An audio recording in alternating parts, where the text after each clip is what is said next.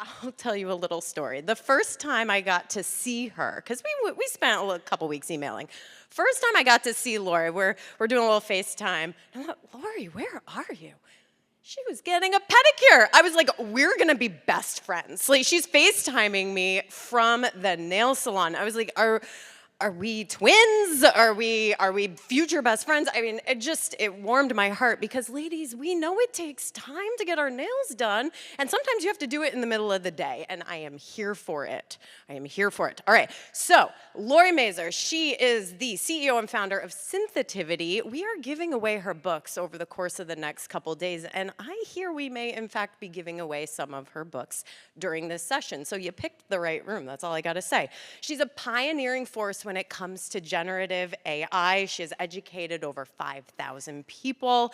We can make it now about 5,200. Here we go. Her expertise has been sought after by prestigious institutions like Fordham and NYU, the United Nations, and the Mission Impact Academy. Through her Humans of AI newsletter on LinkedIn, which I'm subscribed to, by the way.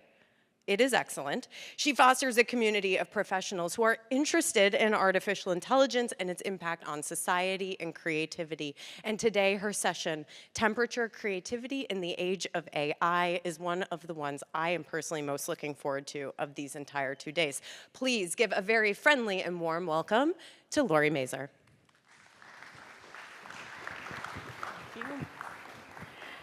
Thank you for that warm welcome. You're going to hear a lot of bad jokes about temperature today, and I'm going to start by asking you, how are you feeling?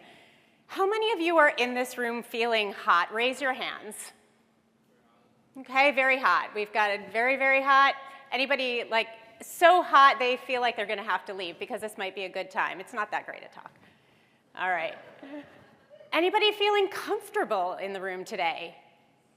All right, we've got a good number of people feeling comfortable. Those of you who are engineers in this building, nice job. And anybody feeling cold here?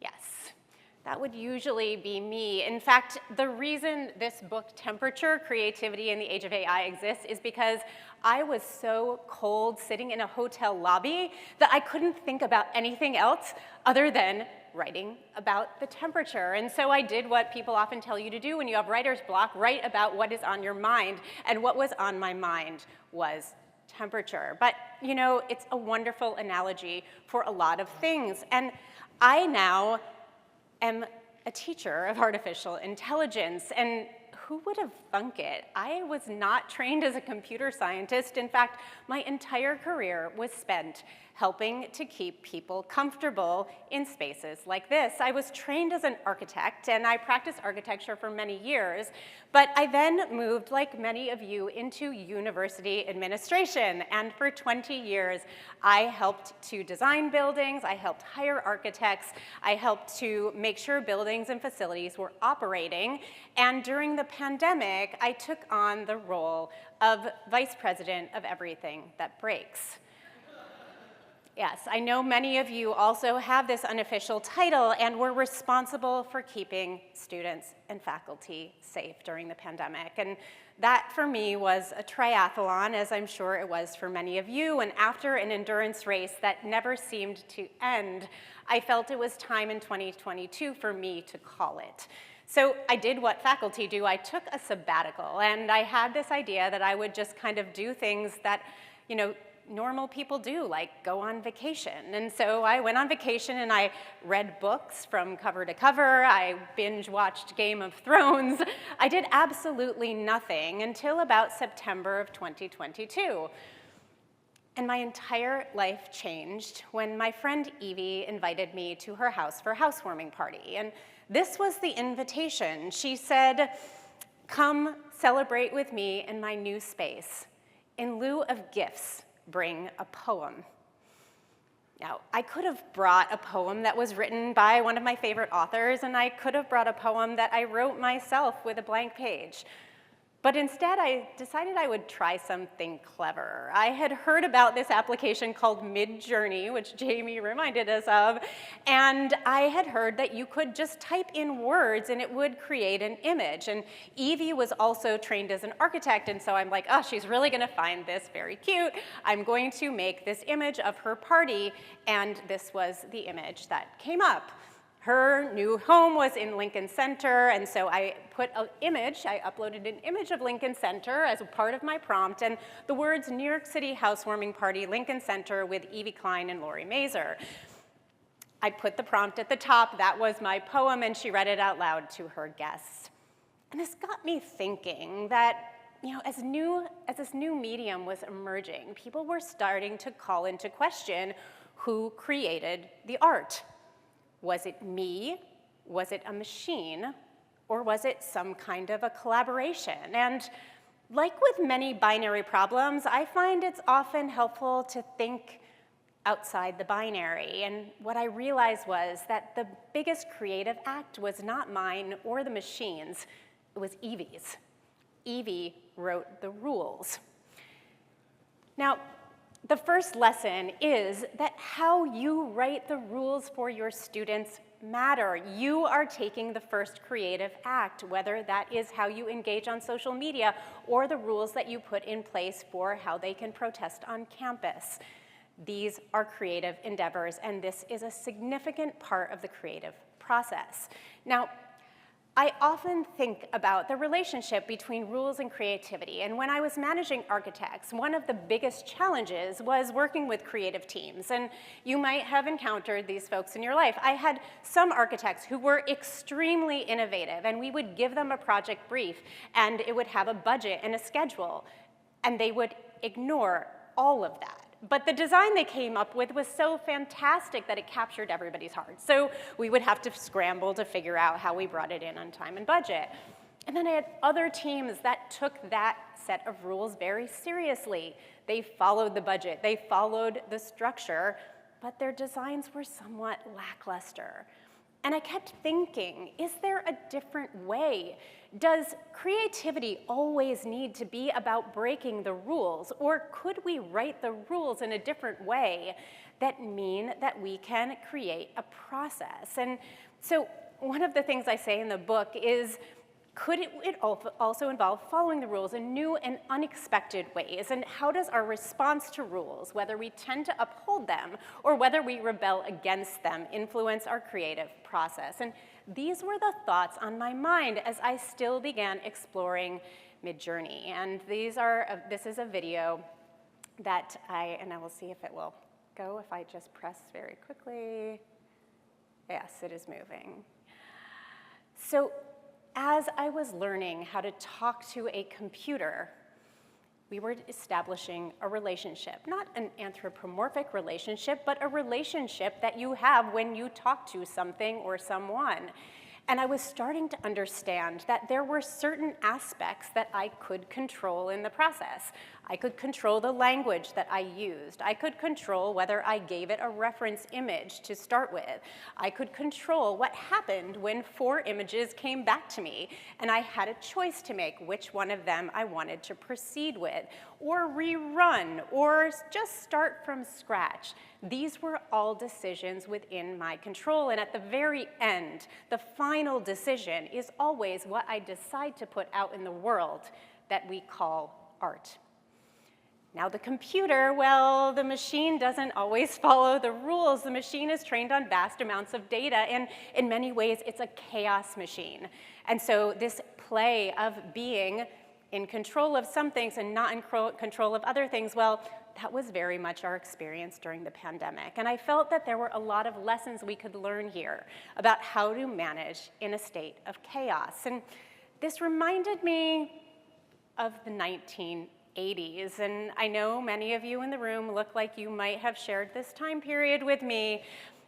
If you recall, the movie Annie came out in the 1980s and was very popular.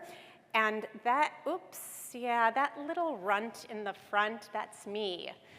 I wanted to be on Broadway, and this was the beginning of my Broadway career in a small town in upstate New York called Cazenovia. This was the local television station, and this was my 15 minutes of fame.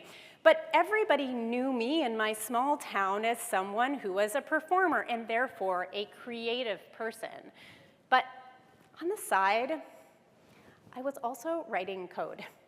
In the 4th grade, I had a Commodore 64, and I wrote the first Hello World print program that pretty much every computer science student learns when they start to study computer science.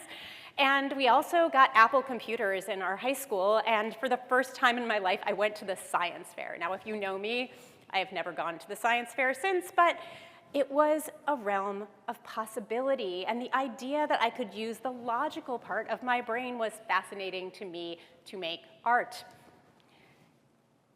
And so when I got to my junior year of high school, I was kind of struggling with chemistry, and I went into my professor and I said, you know, I need a little bit of extra help, and I'm trying to make a decision whether to take AP Physics or not. And he said, you should stick to dancing. How many times is that the advice that we give to young people? We see their talents, and we want them to succeed. He saw I had a talent in dancing. He wasn't really saying don't study chemistry, but he was saying if you have to make a choice, then pick dancing. Well, I didn't pick dancing, but I did pick a career that uses both parts of my brain, and I just want to talk a little bit about some of the myths we have about creativity, because I know this is a slide you have seen many, many times. There is a theory in science called split brain theory, and it came out of the 1950s and 60s when Roger Sperry, among others, were studying epileptic brains. And they literally cut them in half. They thought at the time this was going to be something that healed people. It did not, but it did give an opportunity for scientists to understand that there are different functions that happen in different parts of our brain. If you've experienced a stroke or you know anybody who has, you know that a motor function could go or a language skill could go. The rest of the brain can be just fine. But when it comes to creativity, this is a myth. There is not one part of our brain that is engaged in creativity. It is a whole brain activity. And Arnie Dietrich and Riam Kanso in 2010 did a longitudinal study, and they looked across all of the studies on brain imaging taken while people were engaged in creative acts. What they found was that there is no one part of the brain. It is a process, and you use your whole brain. Now, Albert Einstein said that creativity is intelligence having fun, and I'm going to one-up him. I like to use a different word for creativity. I call it synthetivity, and I know it's a bit of a tongue twister, but it's a portmanteau between synthesis and creativity. It comes out of genomics, and the idea is really that we don't make anything from scratch. Everything comes from the world around us. Even in creative acts, we are inspired by things. We may be inspired by nature. We may be inspired by something we read. And our brain does this incredible thing by mashing up things that are disparate and forming things that seemingly are new. And the controlled chaos part, well, that is the experience I've had with generative AI, that balance between what you can control and what is the blank space for you to imagine. Now, I'm going to take you through a short exercise to talk to you about temperature and what temperature really means in artificial intelligence, because it actually is a technical term. I'm going to do this by asking you to shout out the first word that comes to mind when I say, I love, okay? I love. All right, so I heard a few yous. How many people said you? Raise your hand. Hi. Excellent. You is the most popular word. You is used 38% of the time after the words I love. So if you set an AI model's temperature all the way down to 0, you are going to get the most repeatable, the most predictable, the most popular response. Now, did anybody say Lucy? All right, we have an I Love Lucy fan. That is going to be a little bit higher on the temperature spectrum. We move to a little bit more chaos, a little bit less popular. Anybody say New York? All right, well, I'm not in a northern state, but in New York, there are plenty of people who are going to say New York. It's a common motive, and New York is right at the center, right? And then anybody say your dogs or rainbows or your family, your children, pizza, chocolate. Absolutely. We have a diversity of thought, and so many of us are operating naturally at a higher temperature. And anybody say rain or your mother-in-law? Yeah. Not so much. The least popular things, the most novel, are going to be at the highest end of the temperature spectrum. So if you want an AI system to write a poem, you're going to set that temperature high. And if you want it to search the internet, you're going to set it low. If you actually want to see this in action, open up Microsoft's Copilot, what used to be called Bing, and you'll see 3 modes. One is creative, one is balanced, and one is, I think, precise. That really is temperature. And when you're working with the AI model as a developer, we have the opportunity to actually set that temperature. Now, what does this mean for creativity? Well, what I found is that, humans, we don't exactly have a temperature dial that we can turn up or down, but we do have the ability to navigate and to set different rules or algorithms for the way that we want a creative process to begin. And one is the recipe, something that's easy to follow and repeatable. Next, we move up to improvisations. That might be a loose framework that you can start and riff off of. Negotiations, that's when we might put things into conflict with one another and let time resolve them. Prohibitions, well, everything that's not prohibited is permitted. So this is actually high on the temperature spectrum. Prohibitions can actually be the art of the possible. And then chances. If you like wandering in an open field or starting with a blank page or just being exposed to things that you've never seen before, that's a chance environment. So the lesson number 2 is that you can dial up or down the temperature to achieve different outcomes. And that would be great if everybody operated at the same temperature, but the challenge is that everybody finds themselves at a different point in the creative climate. Just like many of you were hot or cold or just right in this room, many of us feel more comfortable or less comfortable in different kinds of structures. And so I want to talk about one of my favorites, and this is an example from when I was working at Hunter College. We wanted to make sure that students were not smoking outside the air vents of the building. I'm sure this is something that many people have a challenge with. And so what do people normally do? They put up no smoking signs. And so we did that, and more students came to smoke there. And the more signs we put up, the more students showed up there. It was almost like a call, like, smoke here, this is the place. And you know what? It's because we have this thing inside ourselves called psychological reactance. Some people have more of it than others, but people who are smoking, especially at the age of 18 to 21, likely have a higher level of psychological reactance. If they are going to pick up a cigarette, they may be bucking the system already. So the extra rule is not something they're likely going to pay attention to. But we could change this. Instead of setting up a prohibition, we could set up an improvisation. Instead of saying, don't smoke here, we could say, you could smoke in these 3 locations around campus that will be not safe necessarily for you, but safe for everybody else that you might come in contact with, and not in front of the air vents. So how we write the rules can change the outcomes. Now, one professor that I had in school told me that I should fall in love with a period of history, and I have fallen in love with the 1920s to 1933, the era of Prohibition in the United States. And I find that this is one of the most creative periods in time, and it's creative both for people who were rule breakers, you know some of them very well, Al Capone, and rule followers. In fact, one of the rule followers was Bertha Beringer. She was at the time in charge of the Beringer wine estate, and you can imagine that the liquor industry was really facing hard times.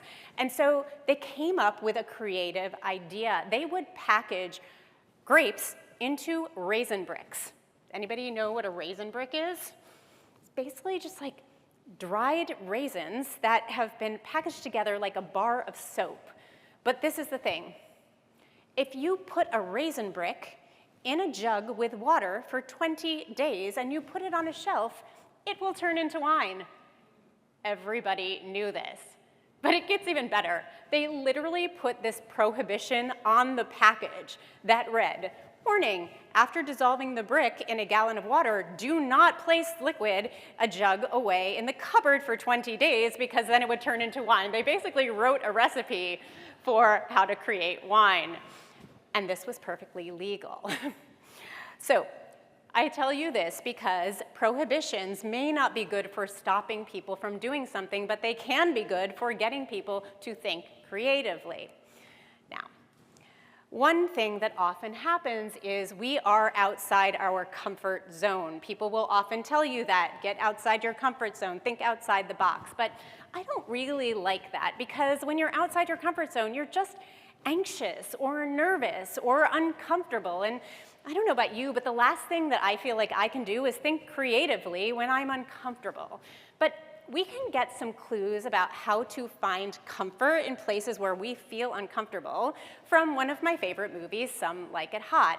This was a movie that starred Marilyn Monroe, Tony Curtis, and Jack Lemmon, and it starts in, again, my favorite period of time in the 1920s. They are in Chicago, a cold climate, and Joe is the rule breaker and Jerry is the rule follower. But they unfortunately witness the St. Valentine's Day massacre, and they have to get out of Dodge or they fear getting killed by the mob. So what do? They board a train dressed as Josephine and Daphne to play with an all-female jazz band in Florida. They are changing climates. And when they get there, what we find is that Joe, the rule breaker, is in his creative comfort zone. He was always breaking rules in the North, but now his rule breaking turns into him playing multiple different characters, one of whom is Junior, who wins the love of Sugar Cane. And then we have Jerry, who plays Daphne and gets so involved in this character that he forgets about his straight man persona and following rules, and he becomes comfortable, so comfortable in this character that he accepts a marriage proposal. Now, the classic Marilyn Monroe was certainly somebody who understood personas. Now, personas are also something we use in artificial intelligence to tap into a certain slice of human knowledge. You can ask it to play a character. You can ask it to play your mother. You can ask it to play a tough love coach. You can ask it to play just about anything you can imagine. But the important thing is we don't have to change our personality in order to adopt a persona. We can take some clues from Marilyn and from artificial intelligence, and we can use personas as a way of hopping into another person's way of thinking and feeling comfortable in that mindset. Marilyn was both Marilyn and Norma Ray at the same time. So the next lesson is that you can help your students learn to adopt personas, to expand their creativity when they are outside their comfort zone. Now, I'm going to share with you just a little excerpt from the book. In the book, there is a quiz, and there are different personas. There are 25 in total, and you will find that there are 5 dominant personas. This is when your cognitive style aligns with the rule system that you are working in. You're going to be working probably at your sweet spot there, but the other personas are personas you can navigate into when you are feeling more or less comfortable. And this is the moment when we're going to do a little book giveaway. For those of you who are interested in buying the book, this is a QR code. You can take a picture of it. It's available on Amazon. We're going to give a few books away today. And so I'm going to ask you a couple of questions, and we're going to vote on the most creative answers. So for those of you who responded to that I love question, who thinks that their response was one of the most creative responses in the room? Anyone? Yes, what was your response? Lucy, absolutely, you win a book. See, sometimes you can win just by raising your hand. I see another one in the back. Tacos, absolutely. Tacos I could eat every day of every summer season. I see one here. Cheese, absolutely. What kind of cheese is your favorite? Goat cheese, very good. Even good for those who are lactose intolerant. I saw one there in the striped shirt, and then one just next to you. Lamb. Oh wait, you're gonna have to say that again. Lamp. You love a lamp. Okay. You. Oh. Okay, I love it. I'm gonna have to rewatch that one. All right, and sir, right in front of you. You like sardines on your Caesar salad, absolutely. Anybody else agree with him? Yeah. No. All right, and then I think we have one more, right? All right, yes, right there in the middle. Right next to the man who just spoke. Yes, you, I'm looking at you. You're like, not me. Me? Yes, you. You like wine? All right, give her a book. All right, so there are gonna be some more books available, and you are welcome to grab one or pick one up on Amazon. And now I'm just gonna take things down a lot of notches because I wanna talk to you about how to use this in a serious context, and I'm going to give you a bit of a trigger warning because I'm gonna talk about student suicide, which was a serious issue that I had to face when I was working at NYU, and I know that many of you have to deal with as well. When I first got to NYU, it was 2005.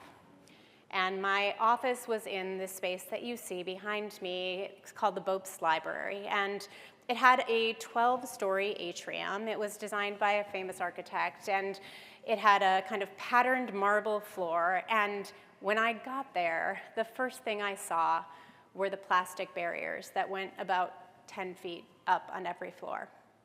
I would come to learn very soon that it was the site where many students had tried to take their own life. And it was a vision that you never lose every time you enter the building. It was the first thing that you were confronted with. And this was not only the place where we as administrators worked, this was the place that every single student came to. And instead of a feeling of celebration, they had a feeling of mourning and fear. We came up with a number of different solutions, but none of them seemed to make the place feel not like a jail. And so at a certain point, everything came together, and I'm not going to talk to you about the design process, but what I am going to talk to you about are the humans who were involved. And one of the things that I learned was the use of personas could help us build empathy. Many of us play roles in our communities, in our jobs. We have a title, and we are often, in fact, I've been asked to stay in my lane more than one time, to speak from our area of expertise, to represent our group's interests. But I'm going to tell you that in the design process, that is absolutely a recipe for disaster. Everybody advocating for their own perspective never brings us to a place of consensus. But what happened on this project was unusual. I was responsible for design, but I started advocating for safety. The person who was in charge of safety started advocating for responsible finance. And the person who was in charge of finance was advocating for design. We had all taken on each other's personas as a way of building empathy. I understood the safety issues were as critical as the design issues, and I let go the thing most sacred to me in the hopes that someone else would take up that cause. And in the end, what we ended up with was a building that is now a building of celebration. It is entirely closed up, so there is not even an opportunity for someone to harm themselves. And it is a place where students now come. It's called the most Instagrammable library. And it looks like confetti. And every time I visit, it makes me happy, not only because of how it looks, but because of the new way we set up memory. So the last and final lesson is that by adopting personas, we can build empathy and work more effectively as a team. So now is the time for your charge. This is your invitation. What kind of a poem are you going to bring on the first day of school this year? Are you going to bring a recipe? Are you going to bring someone else's writing? Are you going to take a blank page and brainstorm an idea from your mind? Are you going to work with artificial intelligence collaboratively with both of you playing roles in creating that new work? Whichever option you choose, it doesn't matter. The most important thing is what you write in the invitation. Thank you very much.